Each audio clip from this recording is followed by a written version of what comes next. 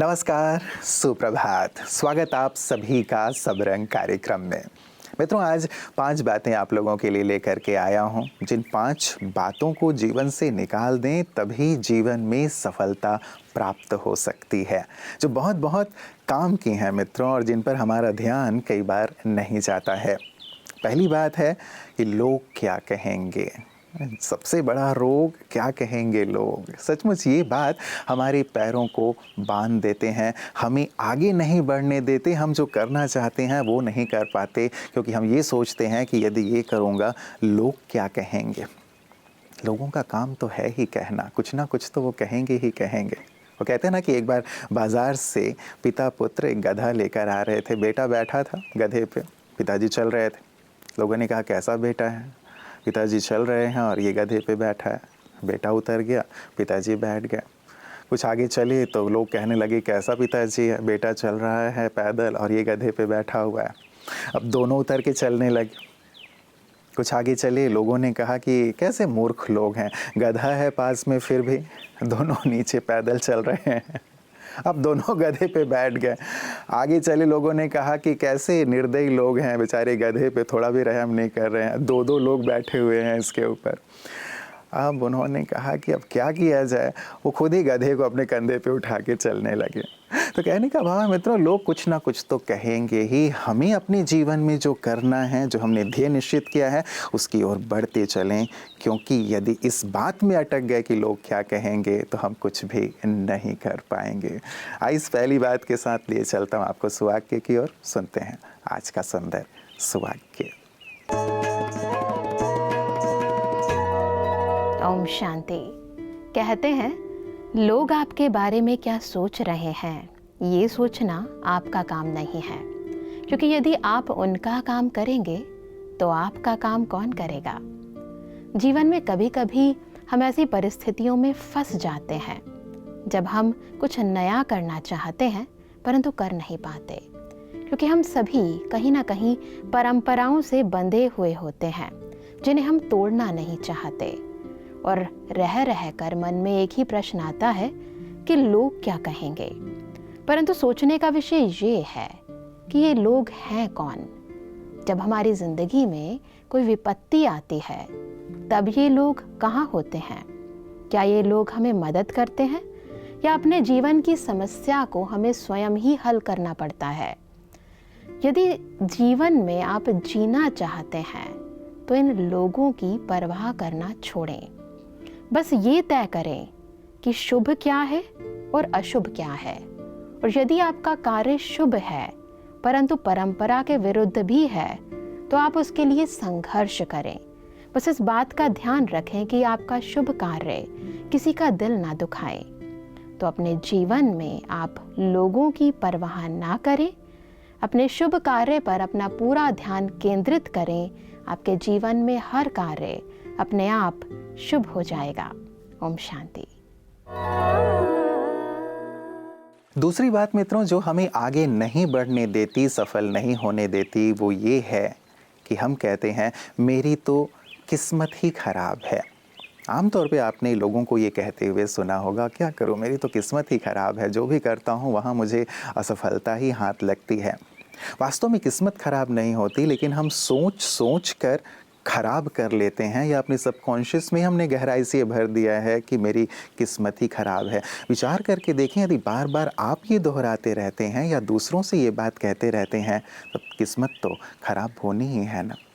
2 चीज़ें हैं मित्रों, एक है हमारी डेस्टिनी जिसे हम लेकर आते हैं, और दूसरा है हमारा फ्यूचर जिसे हमें क्रिएट करना होता है। इसीलिए अच्छा सोचकर, अच्छा बोलकर कि मेरी किस्मत बहुत अच्छे से अच्छी है, मेरा कल, मेरा आज बहुत अच्छे से अच्छा है, हम इसे अच्छा बनाते चलें। और इसी संकल्प के साथ आगे बढ़ते हैं अपने अगले सेगमेंट की ओर। ओम शांति।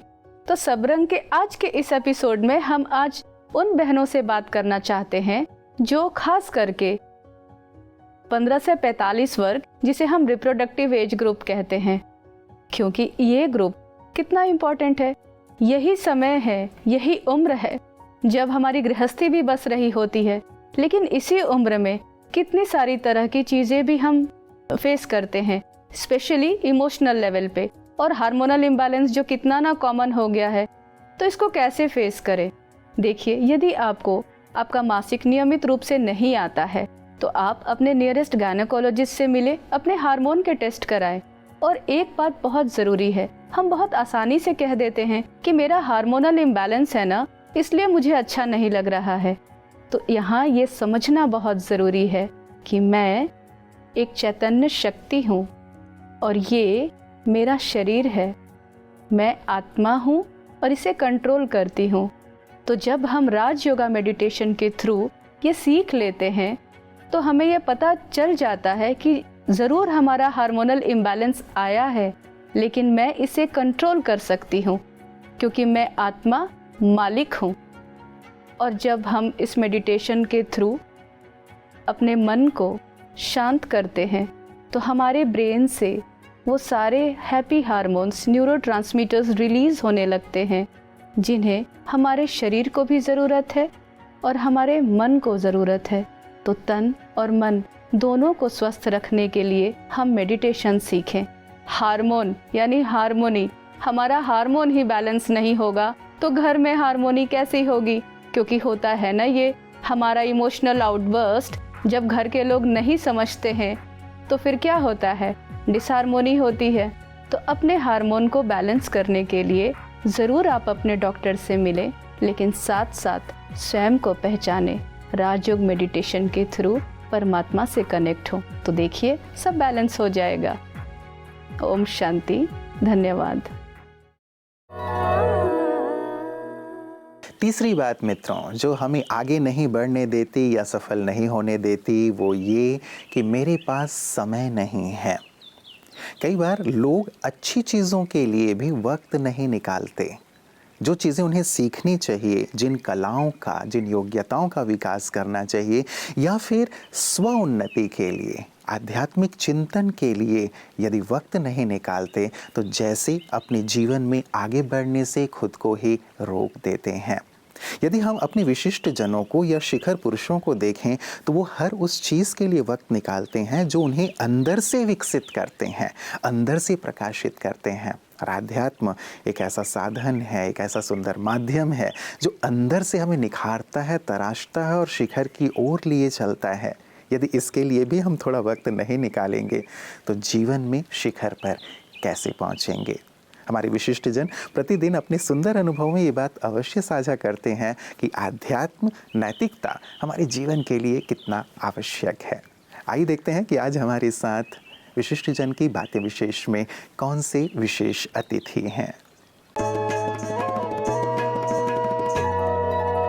ब्रह्मा कुमारीज में जो आपको आने के बाद अनुभव हुआ है, उस अनुभव को ज़रूर हमारे दर्शकों के साथ बांटें। मैं तो समझ रहा हूँ कि बहुत ही खूबसूरत माहौल, एक बड़ा ज़बरदस्त वातावरण। सिर्फ ये नहीं कि ताज़ी हवा मिली, ताज़ा सोच मिली।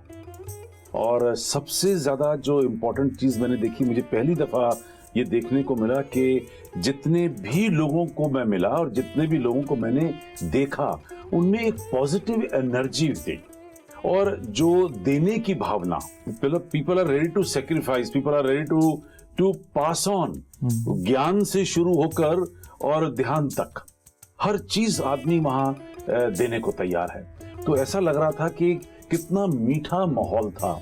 और इस माहौल के अंदर सबसे बड़ी बात तो ये हुई कि लेने की इच्छा ही खत्म हो गई। ऐसा लग रहा है कि जब हर आदमी बांटने को तैयार बैठा है, अपनी जिंदगी, अपना समय, अपना खाना, अपना ज्ञान, तो जो लेने की इच्छा थी वो खत्म हो गई। तो मुझे ऐसा लग रहा है कि मैं वापस जा रहा हूँ एक स्टेप ऊपर होकर। एक मुझे ऐसा लग रहा है कि मैं एक और ऊंचे प्लेटफॉर्म पे आज आ चुका हूँ और थोड़ा सा पहले से ज्यादा ज्ञानी हो गया। चौथी बात मित्रों जो हमें आगे बढ़ने से रोकती है वो ये है कि मुझसे नहीं होगा, मुझसे नहीं होगा। कुछ अच्छी बात भी होती है, कुछ अच्छी बातों को धारण करने की बात होती है, किसी अच्छे पथ पर चलने की बात होती है, जहाँ चल के भी व्यक्ति अपने आप को विशेष बना लेता है, जहाँ चल कर के व्यक्ति दूसरों के काम आ पाता है और उसके लिए भी हम कह देते हैं कि नहीं, ये मुझसे नहीं होगा। भले अच्छी चीज़ है लेकिन मुझसे नहीं होगा। जब इतने सारे लोग कर पा रहे हैं, हमारे विशिष्ट जन भी उस कार्य को कर पा रहे हैं और साथ ही आध्यात्म पथ पर चलने वाले लोग उस कार्य को कर पा रहे हैं, वो भी तो इंसान ही हैं। जब वो कर पा रहे हैं तो मैं क्यों नहीं? तो आई कैन, मैं कर सकता हूँ, इस भाव को हम ज़रूर अपने अंदर जागृत करें, एक चैलेंज के रूप में स्वीकार करें कि कुछ भी ऐसा नहीं है जिसे मैं ना कर सकूं, कुछ भी ऐसा नहीं है जिसे मैं अपने जीवन में धारण ना कर सकूं, खासकर अच्छाइयों के लिए। जब ऐसी सुंदर नियति और संस्कार हम अपने अंदर डाल लेंगे मित्रों, तो निश्चित रूप से सफलता की ओर हमारे कदम तेजी से बढ़ते चलेंगे। और यही सुंदर सीख ब्रह्मा कुमारियाँ भी सभी को दे रही हैं कि कैसे आप अच्छाइयों को अपने जीवन में ला सकते हैं। आइए देखते हैं पीस न्यूज़ हाइलाइट्स में।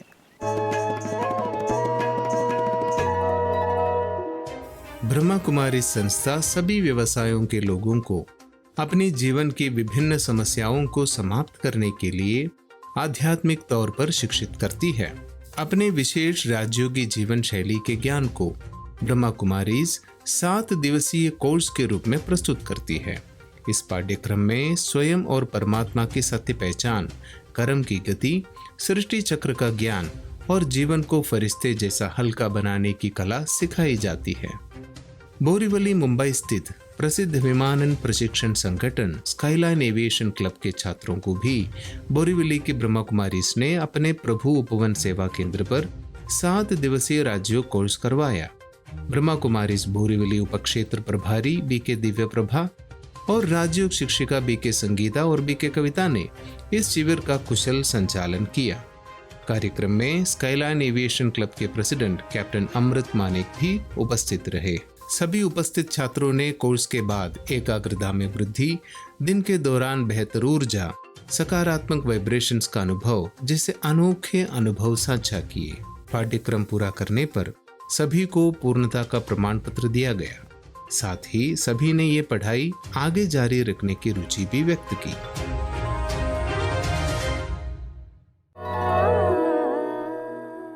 मित्रों, 5वीं बात, मेरा मूड नहीं है। आमतौर पे हम ये बात बोलते भी हैं और सुनते भी हैं कि नहीं, आज मेरा मूड नहीं है, आज मेरा मूड नहीं है। आखिर ये मूड बनाता कौन है? बाहरी परिस्थितियां और व्यक्ति यदि आपके मूड को खराब रखेंगे तो क्या आप जीवन भर खराब मूड में रहेंगे? क्या जीवन भर आप विफलताओं को ही देखते रहेंगे या फिर निराश और हताश रहेंगे?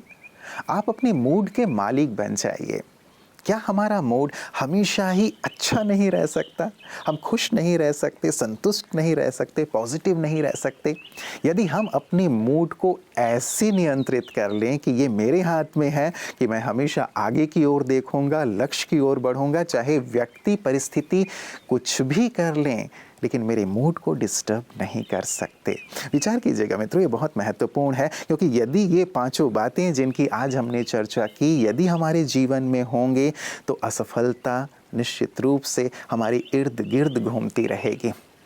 और यदि हम इन्हें अपने जीवन की डिक्शनरी से निकाल देंगे तो हमें सफल होने से कोई नहीं रोक पाएगा, हमें शिखर पर पहुंचने से कोई नहीं रोक पाएगा। और हमारी ढेर सारी दुआएं और शुभकामनाएं आप सभी के साथ हैं कि आप शिखर पर आसीन हो, आगे से आगे बढ़ें और अपने जीवन को आदर्श बनाकर सभी के लिए प्रेरक बन जाएं। अपना ख्याल रखिएगा। कल पुनः इसी वक्त आप सभी से पुनः मुलाकात होगी। नमस्कार। ओम शांति।